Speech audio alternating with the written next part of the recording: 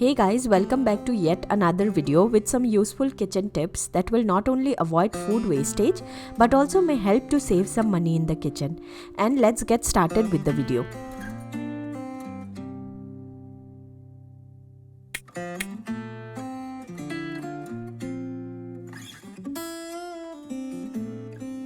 A lot of times tomatoes rot very fast in case we aren't using it often in our dishes, and it pains to see them go in the dustbin.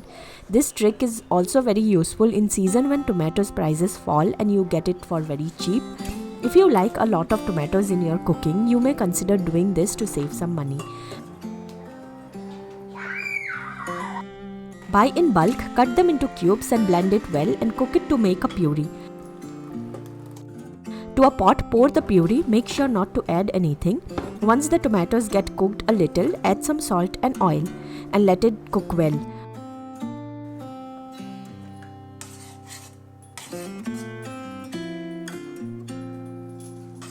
Once it's done, you can use an ice cube tray, preferably the large sized ones, and store them in the freezer up to 6 months.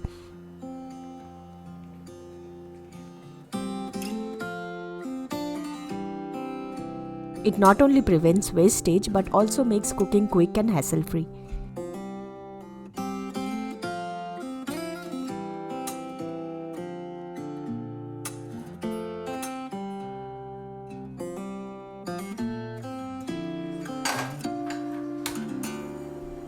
Making your own masala at home is a big money saver in many ways. Different recipes requires different kind of spices. And since so many types are available in the market easily, we get tempted to buy it because it's the most easy way out to pay and get it ready-made.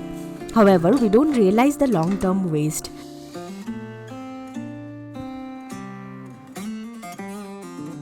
When we buy these packets from the market, it has 100 grams of masala and costs us around 55 rupees for a packet, while when we get the whole spices, a 500 grams of jeera packet would cost 180 rupees, which means we would save more than 100 rupees if we compare the quantity. Also, importantly, at times we don't use the entire packet and rest of them gets expired and we would forget about it and it's wasted. Example, rajma masala, chana masala, meat masala, pav bhaji masala, egg, fish and whatnot, you name it. Making it at home ensures you are making in less quantity and it will get used without any wastage. The best part is you know what's going in your masala, it's pure and healthy.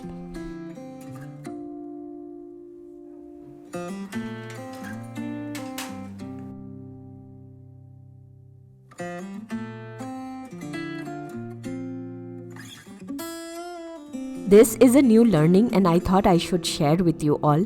It's been 6 months we started using the local farm fresh milk. So when you use this milk, you need to boil it in the morning, and when you boil it, there is a layer of cream which floats on the surface of the milk.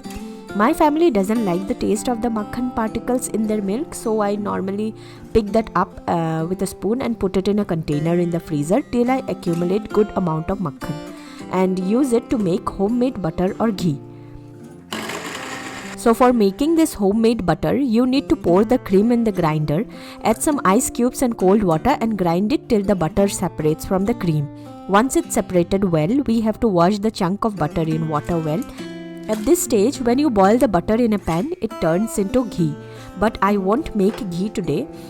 I will use a baking paper and line it in a container and then put the butter in it and I will let it freeze.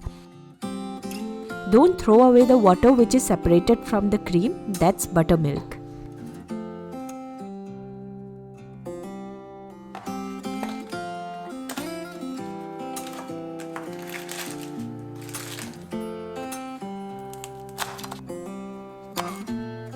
Now the butter is frozen well overnight. I will take it out and cut it into cubes and then store it in a container in the freezer for use.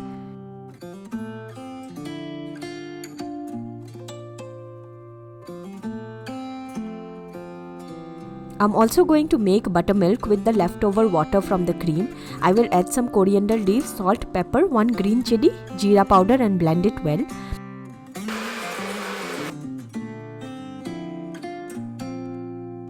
This is our lunch for today, rajma chawal and buttermilk.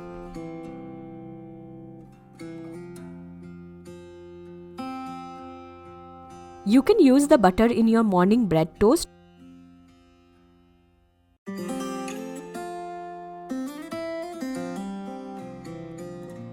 or you can use it to make French toast. This one is for Kaya, one of those few days when she gets to eat this fancy food.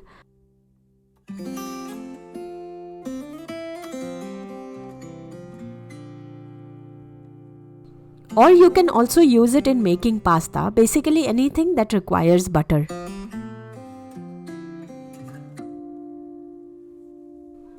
We are always so hungry around 4:30 in the evening and crave for evening snacks, but snack making process can be time consuming, or it's highly likely that we will order or eat unhealthy snacks like chips, vada pav, samosa, momos, etc. Hence, making some quick pre-made snack items and storing it in the pantry can really help. I'm making this caramel makhana for Kaya with jaggery.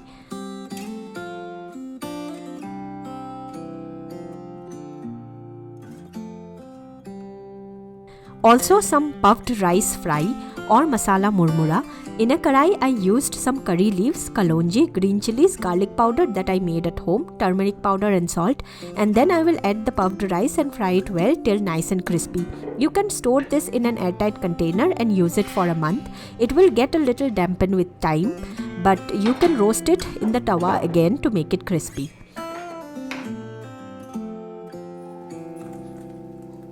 Or you can also make simple tea time cakes. There are many easy recipes on the internet for sponge cakes. I have a recipe for sponge cake too on my channel. I'll link it up. Anything homemade is tasty, healthier, and saves a lot of money since we won't be tempted to order, which is the easiest thing to do.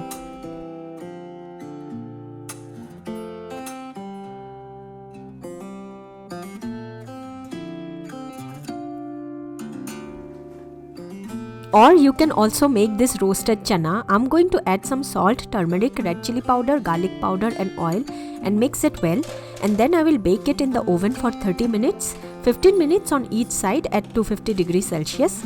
You can increase the time in case you want it more crispy. You can store it in an airtight container and it will stay good for 2 weeks or more.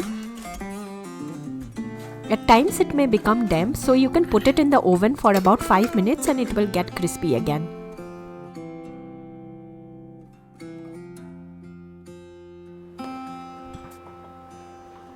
If you have ever noticed that some season you get very spicy chilies in the market and some season the chilies are really like you are having beans. So if you are someone like me who likes spicy food, you can buy chilies in the season when it's spicy in more quantity and you can make a paste of it and store it in the freezer, and it's safe to use up to 6 months.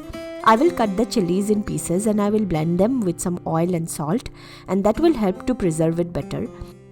And once it's frozen in the ice cube tray, you can take them out and store it in a bottle for later use.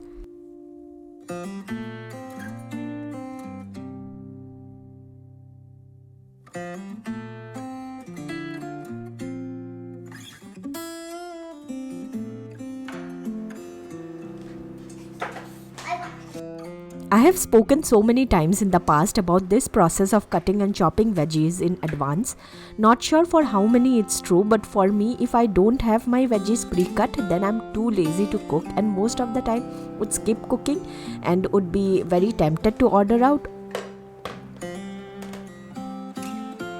If you cut your veggies and have your meal planned, then it's 80% likely that you're going to cook and not only be able to eat home cooked food, but also save the money from ordering food.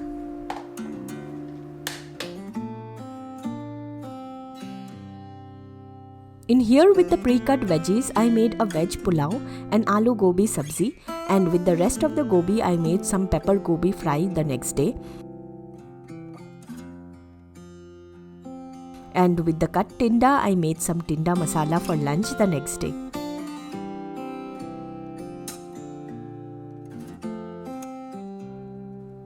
If you too struggle to keep paneer fresher for long, you can try this out. You can either use a cling film to wrap it up like this,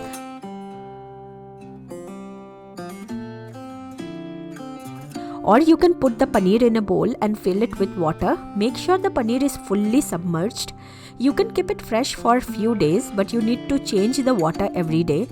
This method will not only keep the paneer fresh for long, but also it will stay very soft. Use it in your favorite recipes. I am making chili paneer and fried rice for lunch today.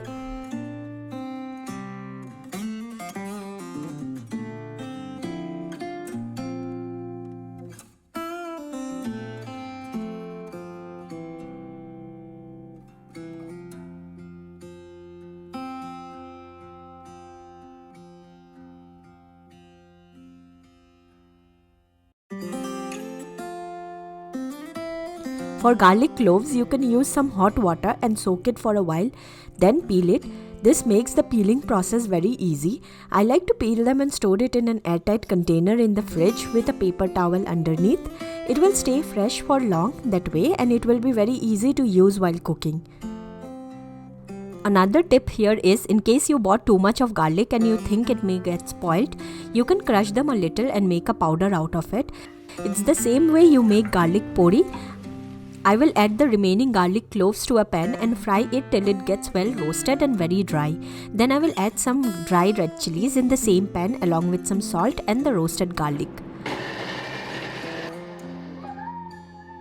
Then I will blend it well and I will store it in an airtight jar in the fridge.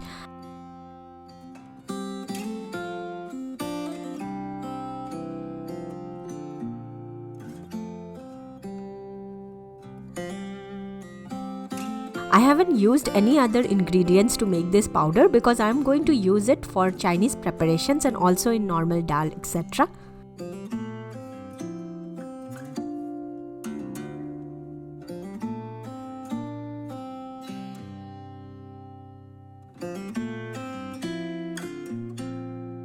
At times we buy this store-bought coconut milk for some recipes, but then we use some of it and the rest usually rots because we either don't make any other curry with coconut milk or we forget that it's there in the fridge.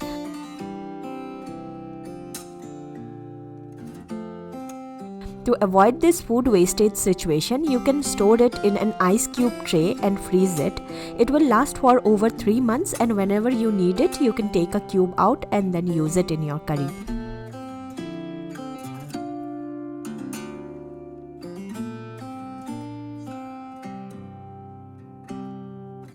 Lemon is an integral part of Indian cooking, but then we only need a few drops and rest rots and gets wasted most of the time.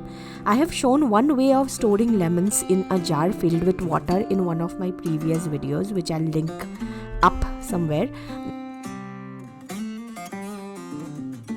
Though you have to keep changing the water every day, so in case you don't want to do that, the best way is to squeeze out the juice from the lemon and freeze it for later use.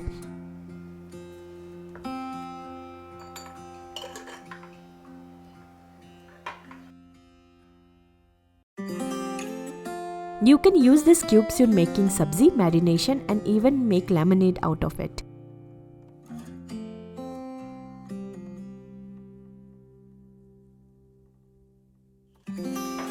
And that's all for today's one. I hope you find these tips useful and hope it works for you as it did for me.